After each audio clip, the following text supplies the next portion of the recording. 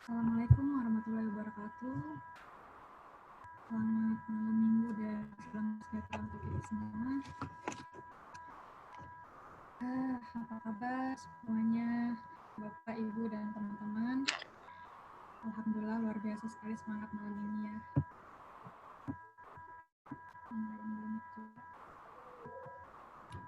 Baiklah, karena estimasinya sudah harus dimulai, mungkin kita langsung aja.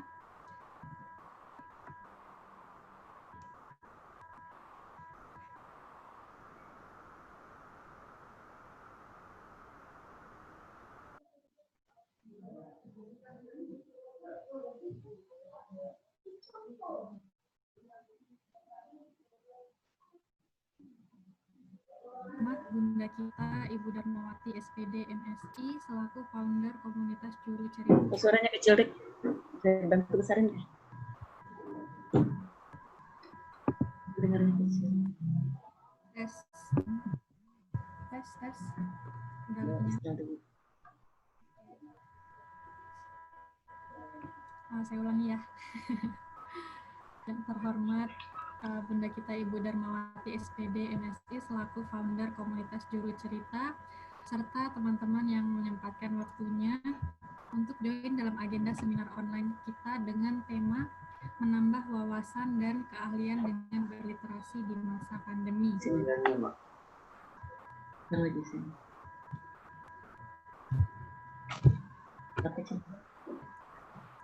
Ya, perkenalkan, nama saya Erin Nadia Aprilini Anggina selaku moderator yang kebetulan juga alumni FIM 20 Pelatihan Wilayah 2 Bogor.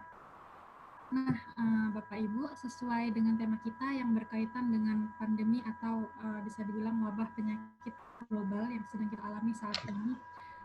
Selama masa pandemi ini banyak sekali ya hal-hal atau kebiasaan-kebiasaan yang terpaksa berubah, termasuk kebiasaan kita selama berada di rumah. Karena sadar nggak, berdiam di rumah dalam waktu yang cukup lama pun membuat sebagian orang-orang akhirnya menghabiskan waktu berkreativitas dengan hobi-hobi baru. Banyak sekali ya di sekitar kita, apalagi yang mbak-mbak yang muda-muda sekarang jadi hobi masak, ada yang belajar makeup, tadinya nggak hobi TikTok jadi hobi TikTok, ada yang hobi jualan gitu ya. Bahkan ada yang nge-game juga, ada juga yang berjam-jam menghabiskan waktunya di sosial media. Nah, sebagian hal ini juga ada yang nggak salah, tapi bukankah lebih baik lagi jika kita dapat memanfaatkan waktu kita dengan mempertebal potensi atau menambah pengetahuan dan keahlian kita. Salah satunya yaitu dengan berliterasi. Berliterasi ini apa sih? Kalau yang saya cari dari Google ya, ternyata berliterasi itu adalah segala aktivitas atau keahlian seseorang yang meliputi kemampuan membaca, berhitung, bercerita, menulis, mencerna informasi, bahkan problem solving. Tapi mungkin di seminar kita malam ini kita fokuskan pada kegiatan membaca. Nah, maka dari itu malam ini kita ditemani dengan dua orang narasumber kita yang luar biasa yang sudah saya sebutkan tadi. Yang pertama yaitu Ibu Darmawati. Nah, Ibu Darma ini selain founder komunitas Juru Cerita juga sebagai pembina Forum Guru Tapal Batas yang ada di Kota Tarakan. Nah, Forum Guru Tapal Batas ini sebelum masa pandemi itu rutin kegiatan Facebook di taman yang ada di Kota Tarakan.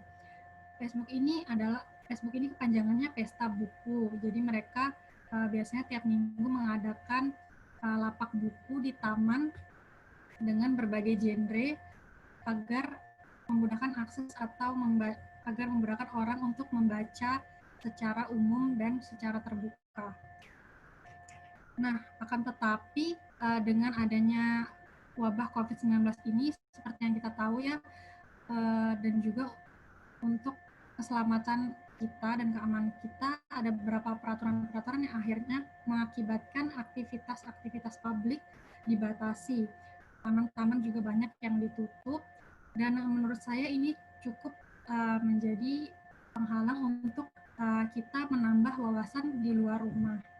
Nah, dalam 15 menit ke depan, kita akan menyimak dari sisi Ibu Dharma secara langsung apakah COVID-19 yang mewabah ini benar-benar menjadi penghalang untuk kita berliterasi, atau bagaimana kita sebagai pemuda-pemudi atau ibu sekalian mengajak diri kita sendiri atau bahkan lingkungan tetap melakukan hal positif dengan menambah keahlian berliterasi di masa pandemi ini.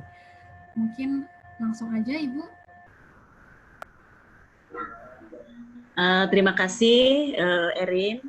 Sebelumnya saya ucapkan Assalamualaikum warahmatullahi wabarakatuh. Yang saya hormati Pak Heri Purnomo selaku Kadis Perpustakaan, Arsip dan Perpustakaan Kota Tarakan, rekan-rekan sekalian yang malam ini semua bisa bergabung nih, luar biasa. Ada dari Palembang ya, Muara Enim, finalis kepala sekolah berprestasi tahun 2018. Ada pustakawan ini, Bu Lisdaria, Bu Iristian, dan teman-teman semuanya, Bu ada Bu Eni dari Kampung Literasi Lisan, dan semuanya yang tidak bisa saya sebutkan satu persatu.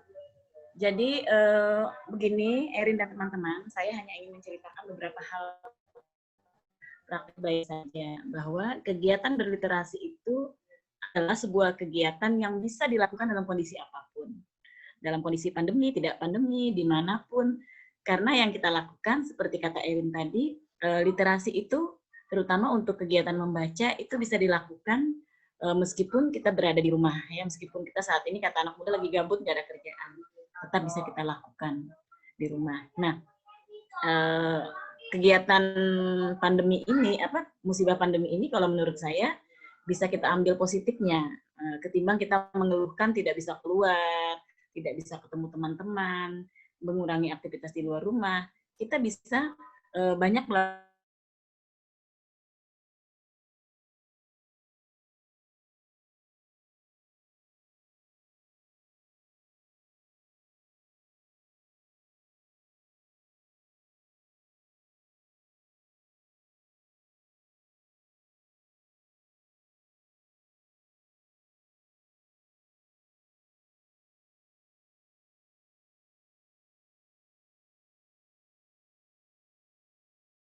masa pandemi ini. Demikian Erin dan teman-teman.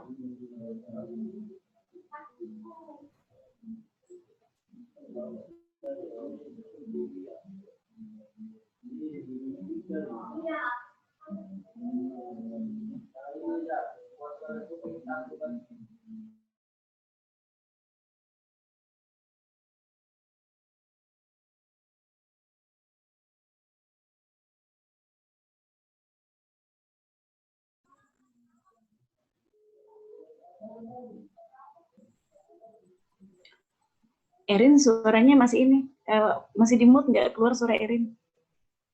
Siap-siap.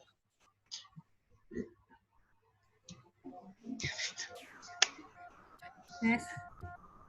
Ini bisa diulang kali, tadi Erin suaranya masih di mute, tetap dengar. Oke. Demikian paparan dari Ibu Dharma tadi yang sangat menarik ya.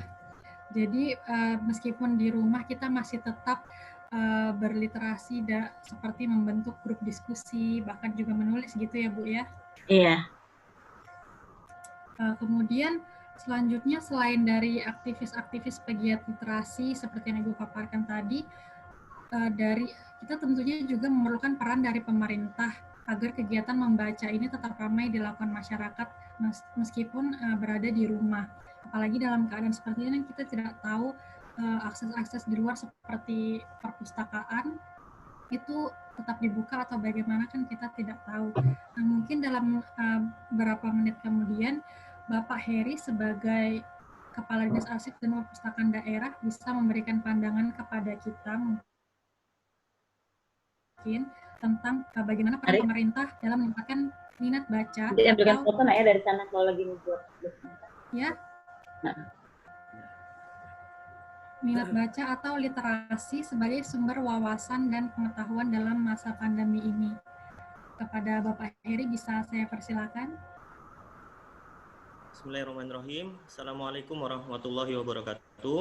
Waalaikumsalam warahmatullahi wabarakatuh. Yang saya hormati teman-teman dari Forum Indonesia Muda, Tarakan, kemudian teman-teman, kemudian Bapak Ibu yang hadir secara virtual di pertemuan kita ini, terkhusus yang saya hormati Ibu Dharma. Alhamdulillah pada malam hari ini kita semua masih diberi kesehatan sehingga kita bisa berkumpul secara virtual. Jadi jarak tidak menghalangi kita untuk berkumpul, dan kemudian ini luar biasa sekali anak-anak muda biasanya kalau malam Ahad pada keliaran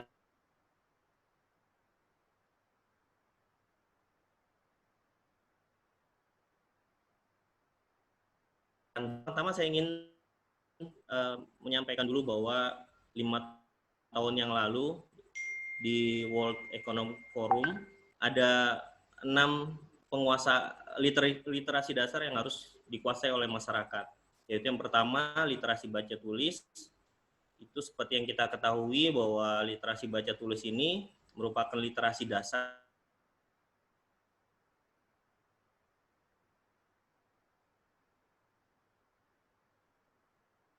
yaitu kemampuan untuk mengaplikasikan konsep-konsep berhitung dan segala macamnya itu dalam kehidupan sehari-hari. Kemudian ada yang ketiga literasi sains. Literasi sains ini yaitu kemampuan dan kecakapan ilmiah untuk mampu bagaimana kita menjelaskan fenomena ilmiah dan kemudian mengambil kesimpulan berdasarkan fakta. Dan kemudian yang keempat literasi finansial. Ini seperti kita ketahui, finansial artinya ya tidak jauh lah dari keterampilan kita bagaimana mengelola keuangan. Kemudian ada yang kelima literasi digital, yang ini tentunya dengan berhubungan dengan internet dan komputer. Dan terakhir ada literasi budaya dan keluargaan. Ini adalah 6 literasi dasar yang di tahun 2015 disepakati bahwa 6 ini harus dikuasai, minimal 6 ini untuk dikuasai masyarakat. Bicara literasi juga bahwa di pemerintah periode ini literasi itu memiliki peran yang sangat penting dalam meningkatkan kualitas sumber daya manusia. Dalam RPJM Rencana Pembangunan Jangka Menengah Nasional tahun 2020-2024, di mana pembangunan SDM itu ditempuh melalui 3 pilar utama, yaitu yang pertama meningkatkan kualitas layanan dasar dan perlindungan sosial, kemudian meningkatkan produktivitas, dan yang ketiga itu pembangunan karakter melalui revolusi mental dan peningkatan budaya literasi. Jadi bahkan peningkatan budaya literasi ini sudah masuk di RPJM. Jadi kalau menurut Kepala Perpustakaan Nasional bahwa ada 4 tingkatan literasi ini. Jadi dari yang literasi dasar itu ada 4 tingkatan literasi, yaitu yang pertama bagaimana kemampuan mengumpulkan sumber-sumber bacaan, kemudian mampu memahami, ini yang kedua yang penting, mampu setelah bisa menemukan sumber-sumber bacaan yang baik, kemudian mampu memahami, dan kemudian dari memahami itu kemudian ada ide, gagasan baru atau kreativitas baru atau bahkan inovasi baru, dan yang terakhir tingkatannya keempat yaitu bisa menciptakan suatu produk. Sehingga dari sini kita bisa melihat bahwa literasi seperti disampaikan Ibu Dharma tadi, Bu KD tadi, bahwa literasi ini tidak mengenal tidak terhalang oleh kondisi apapun, harus tetap jalan gitu. Sehingga di kondisi yang ada sekarang sebenarnya malah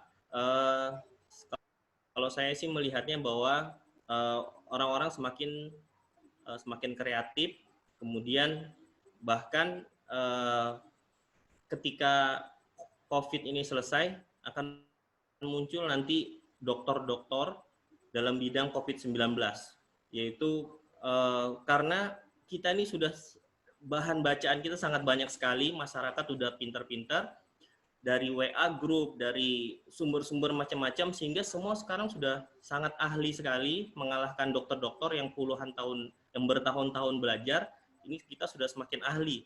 Kalau saya memandang itu bukan suatu yang negatif, tapi itu suatu yang positif, bahwa artinya minat baca masyarakat Indonesia ini sebenarnya sangat besar sekali. Buktinya mampu mau membaca sampai habis semua informasi-informasi tersebut, sehingga jadi bahan pengetahuan yang baru buat mereka. Itulah kenapa setelah ini akan muncul nanti dokter-dokter dalam bidang COVID-19 banyak sekali yang ahli, yang bahkan melebihi ahli daripada ahli. Dari pandemi ini sebenarnya mengajarkan kita bahwa yang pertama, bahwa sebenarnya teknologi ini sudah ada di sekitar kita, tetapi selama ini nggak pernah kita manfaatkan. Contoh kayak misalnya Zoom ini coba dilihat sejarahnya, jauh sebelum pandemi sebenarnya Zoom ini sudah ada. Telekonferensi, video conference yang lain, kemudian HP, media sosial itu semua ada, tetapi tidak dimanfaatkan secara optimal. Dan pada saat inilah, pada saat pandemi ini baru kita sadar, mulai semua orang belajar Zoom. Saya dulu awalnya juga nggak ngerti itu Zoom, tapi karena ada pandemi ini akhirnya kita semua bisa tahu gitu Zoom. Jadi ini salah satu hikmah dari pandemi yang bisa kita syukuri. Kemudian yang kedua juga hubungan kita dengan keluarga jadi lebih dekat. Selama work from home itu jadi kita bisa lebih banyak waktu buat keluarga, dan itu salah satu hikmah juga dari pandemi. Dan yang saya lihat agak sangat menonjol yaitu nilai-nilai gotong royong yang dulunya itu semakin berkurang, ternyata ketika pandemi ini sangat luar biasa. Itu Bu Dharma punya pengalaman sendiri karena beliau punya komunitas selama pandemi ini, komunitas saling berbagi, itu luar biasa kan Bu. Jadi memang kalau dilihat donaturnya itu banyak sekali orang yang tiba-tiba banyak jadi donatur, walaupun secara nilai mungkin kecil, karena kita semua sadar bahwa semua terdampak ekonomi dari pandemi, sehingga walaupun yang disumbangkannya kecil, tapi ada peningkatan dari jumlah orang yang mau ikut nyumbang tuh luar biasa. Jadi kalau misalnya ada yang berpendapat nilai-nilai gotong royong dari orang Indonesia ini sudah hilang, ternyata di pandemi ini terbukti bahwa itu semakin tambah meningkat. Kemudian kalau dari kami, dari peran pemerintah daerah, yaitu selama pandemi ini bagaimana kemampuan literasi masyarakat itu terus meningkat, yaitu diantaranya dari pemerintah daerah bagaimana terus meningkatkan terutama literasi kesehatan.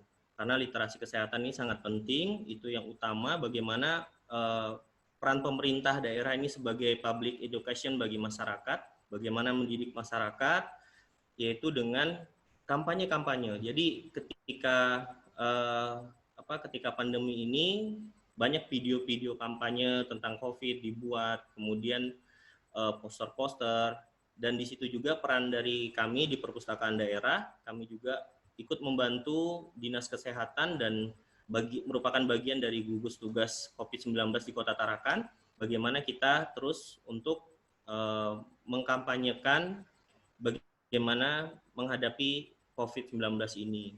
Kemudian yang kedua juga untuk literasi finansial itu juga kita bersama dengan pemerintah daerah, bersama dengan instansi-instansi terkait, juga beberapa kali mengadakan webinar-webinar untuk membina UMKM dan segala macamnya. Kemudian juga ada membuat Dinas Perdagangan itu juga membuat seperti e-commerce juga, tapi khusus untuk lokal Tarakan. Jadi usaha-usaha itu yang pemerintah buat untuk bagaimana supaya masyarakat bisa bersama-sama melewati pandemi ini. Jadi kalau ngomongin masalah bagaimana semua orang nanti pada akhirnya kita semua pada akhirnya akan bersama-sama melewati pandemi ini. Tetapi apakah kita semua punya pengalaman baik seperti Ibu Darmo bilang tadi, yaitu pengalaman baik yang kita lewati yang kita alami setelah kita melewati ini. Semua orang bisa melewati, tetapi mudah-mudahan kita semua masing-masing bagaimana di selama pandemi ini ada peningkatan kompetensi kita, yaitu misalnya semakin kita kalau saya pribadi selama pandemi ini di waktu-waktu sebelum masih WFH itu banyak mengikuti webinar macam-macam. Jadi supaya bagaimana waktu-waktu kita itu yang selama ini mungkin kita tidak sempat mengikuti itu, kita manfaatkan. Mungkin itu kalau dari kami penyampaiannya. Nanti kita setelah ini mungkin bisa diskusi, sharing, dan kami juga mengucapkan terima kasih bahwa teman-teman komunitas literasi di Kota Tarakan luar biasa sekali dengan caranya sendiri-sendiri selama pandemi melakukan berbagai kegiatan yang luar biasa yang dengan inovasi dan tetap semangat untuk melakukan kegiatan literasi, macam-macam dibuat kegiatannya, dan itu kami sangat mengapresiasi itu dan berterima kasih. Dan khususnya untuk yang kegiatan pada malam hari ini luar biasa, ini kegiatan yang sangat baik sekali, dan mudah-mudahan nanti di waktu yang akan datang juga akan bisa terus berlanjut. Mungkin itu dari kami. Amin. Amin. Tes. Nah, baiklah Bapak Heri, sangat luar biasa sekali ya. Koneksinya. Baiklah, berikut itu tadi adalah 2 sesi materi yang telah kita selesaikan dengan luar biasa, terutama dari paparan narasumber kita yang patut diacungi jempol ya.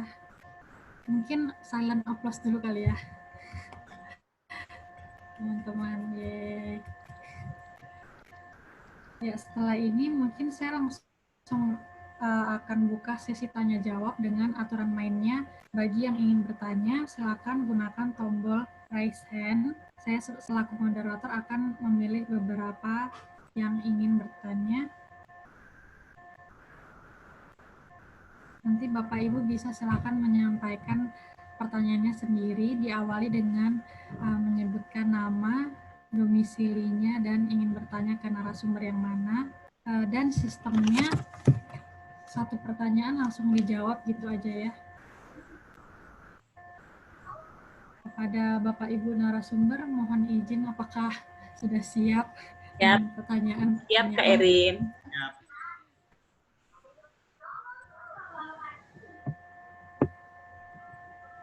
Bagaimana Bapak Ibu, ada yang ingin bertanya? Atau mungkin saya boleh tanya dulu ke Bapak Heri. Itu jadi untuk selama masa pandemi ini, apakah perpustakaannya ditutup atau gimana Pak? Atau ada protokol kesehatannya? Ya, jadi selama pandemi kita tutup sesuai dengan keputusan Pak Wali Kota dan juga keputusan dari beliau selaku Ketua Gugus COVID-19 di Kota Tarakan berdasarkan berbagai penilaian. Dan mungkin kemungkinan besar baru sampai bulan Agustus baru kita akan buka untuk pelayanan kembali.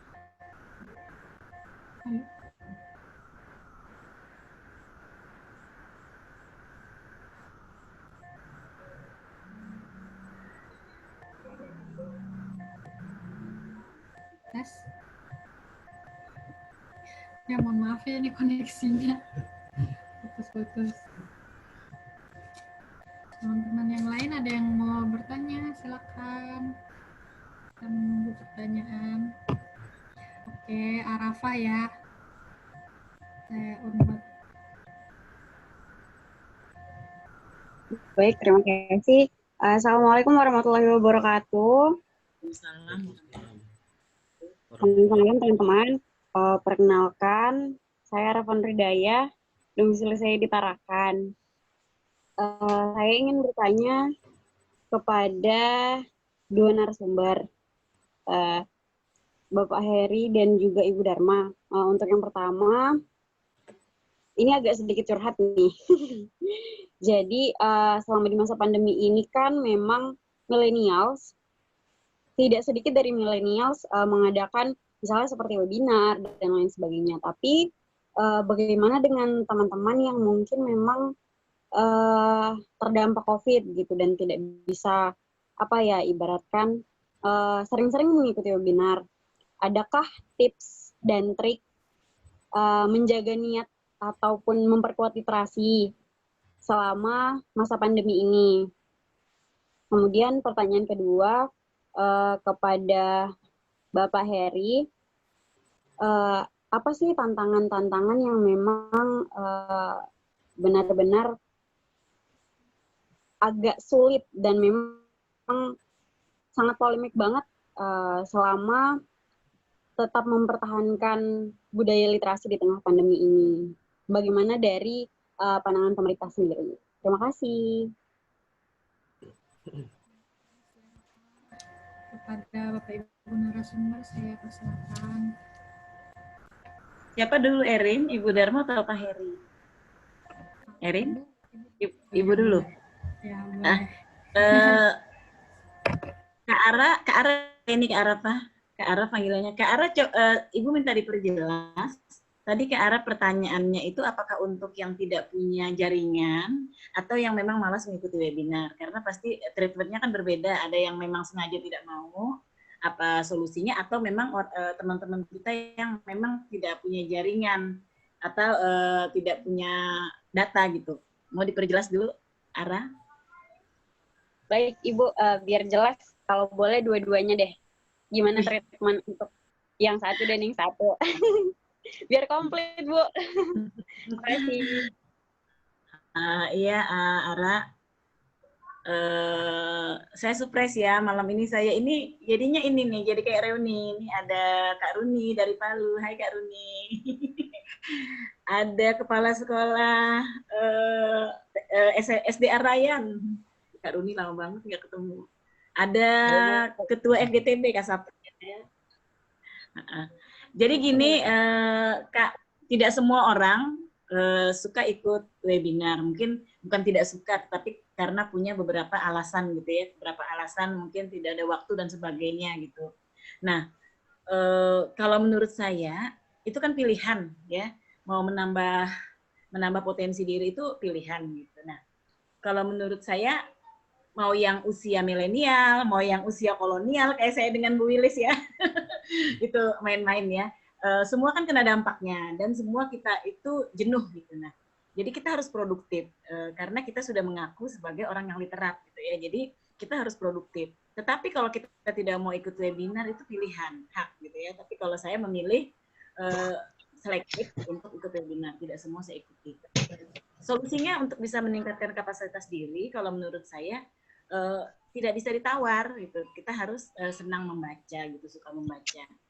Membaca, tapi kalau kita jenuh kan kita bisa bervariasi gitu. Kalau saya sih melakukan kegiatan yang tidak menjenuhkan, misalnya